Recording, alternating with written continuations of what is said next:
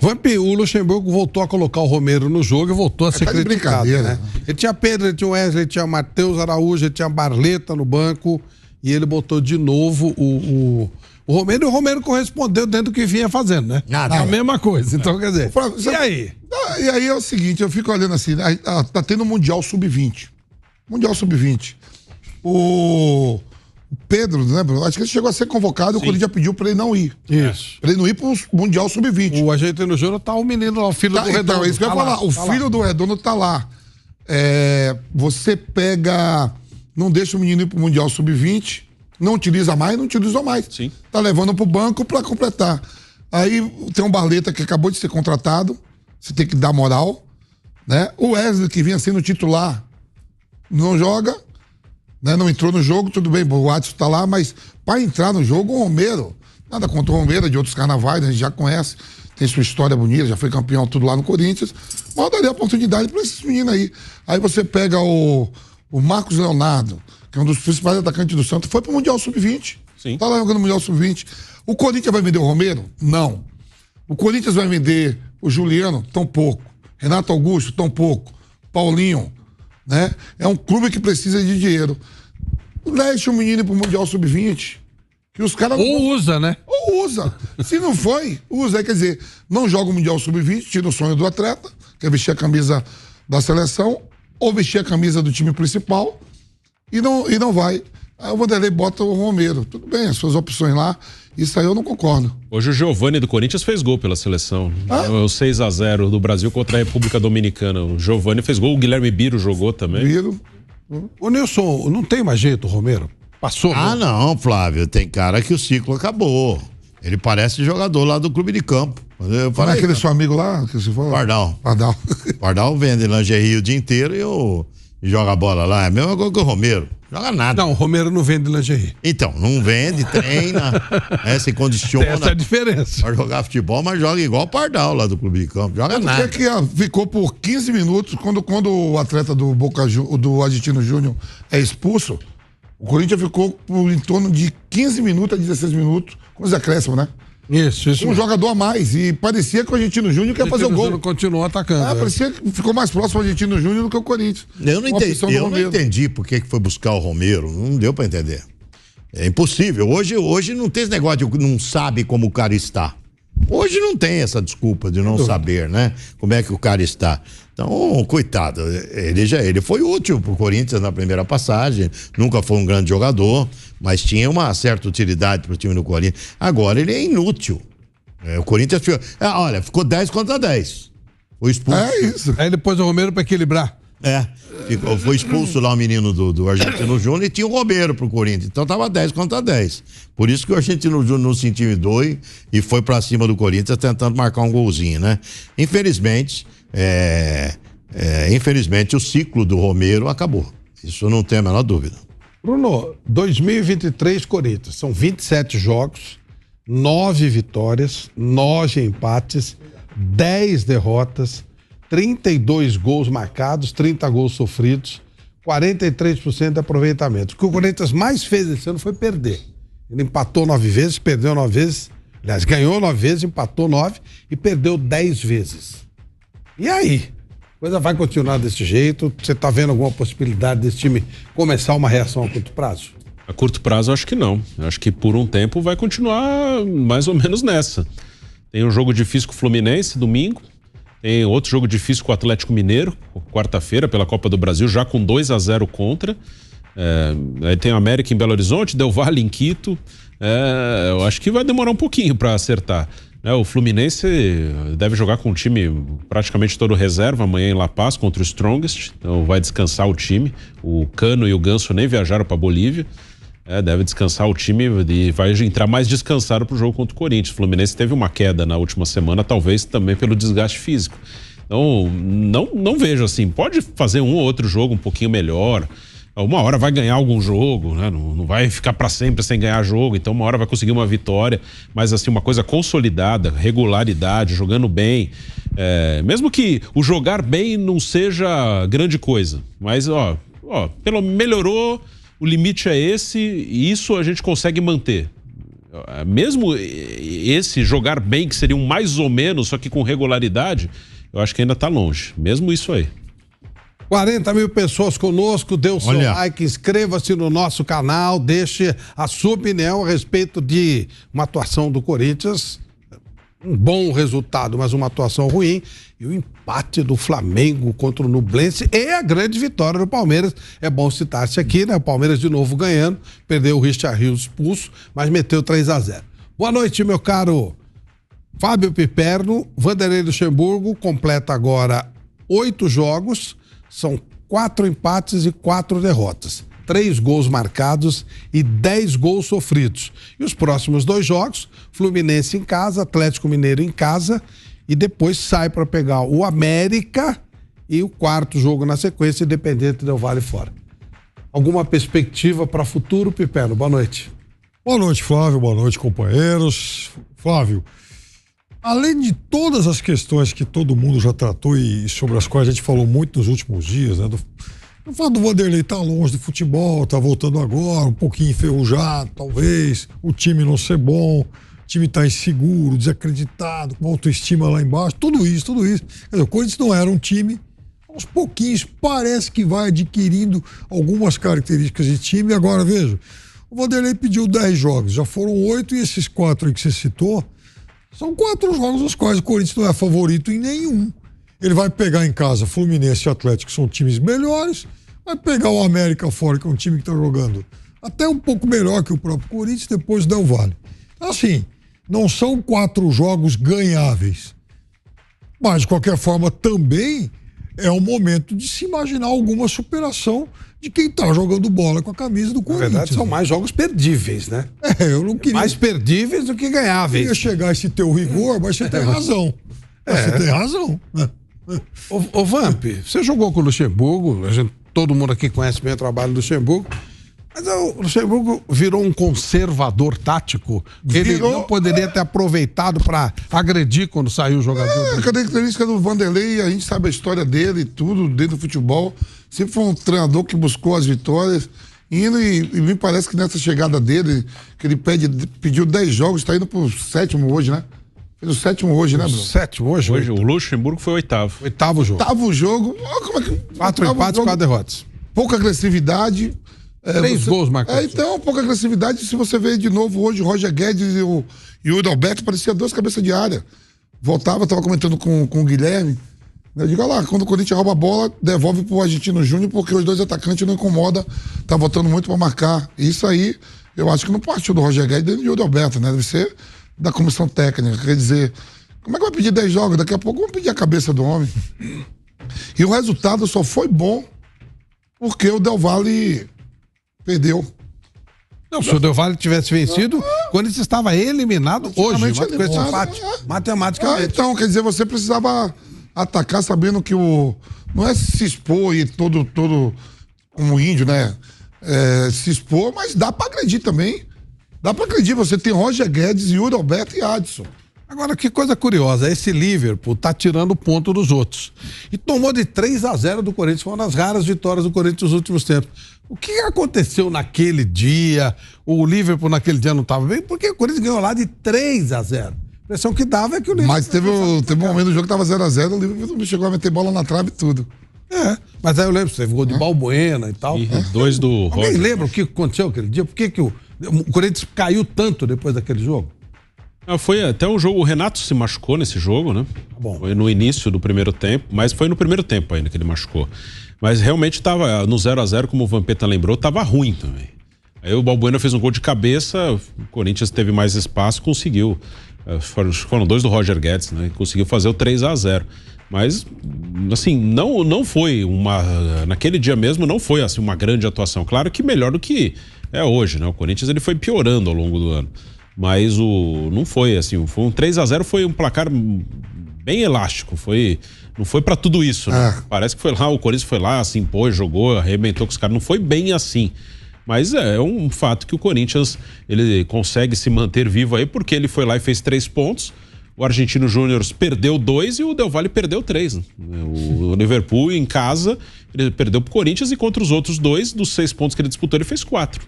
Então, Isso, foi um bom e ele resultado. entra na briga pela Sul-Americana. Sim, tá junto com o Corinthians. Tá com 4 pontos. Exatamente. Vai decidir, talvez, na última rodada, o Corinthians em casa contra o Del Valle. Se não conseguir Contra o Liverpool. se ele não ganhar, ele pode ficar fora até da Sul-Americana. Pode. O Corinthians é muito ruim, gente. O time do Corinthians é muito fraco. Tem que ir na real. Não adianta querer esconder. Vamos esconder o sol com a peneira? Não dá.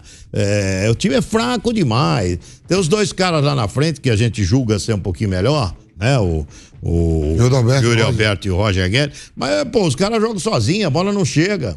O Corinthians tem esperança da volta do Renato Augusto. Mas você acha que ele vai ter sequência? Não vai ter sequência. Olha o Paulinho, coitado. Já teve problema no joelho de novo.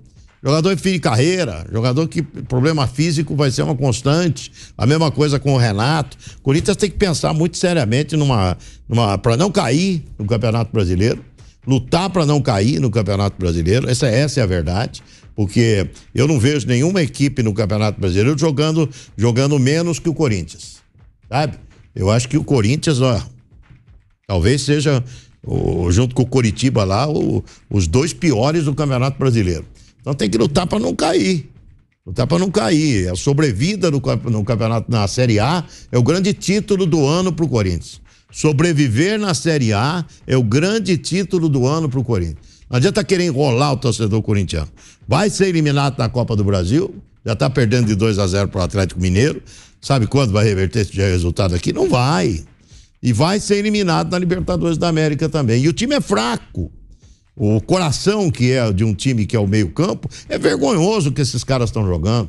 O Michael, eu falei pro Vampeta, a gente é narrador, então você fala o nome do cara, você não fala o nome do cara, Pepe, porque ele não participa do jogo. Não participa do jogo. Grande decepção. Tá uma decepção jogando bola, o Michael. O Paulinho machucado, o Renato Augusto machucado. O único que que faz alguma coisa ali no meio-campo é o Fausto Vera. É o único. Sabe, que faz alguma coisa. Mas é muito pouco. E um elenco caro, hein?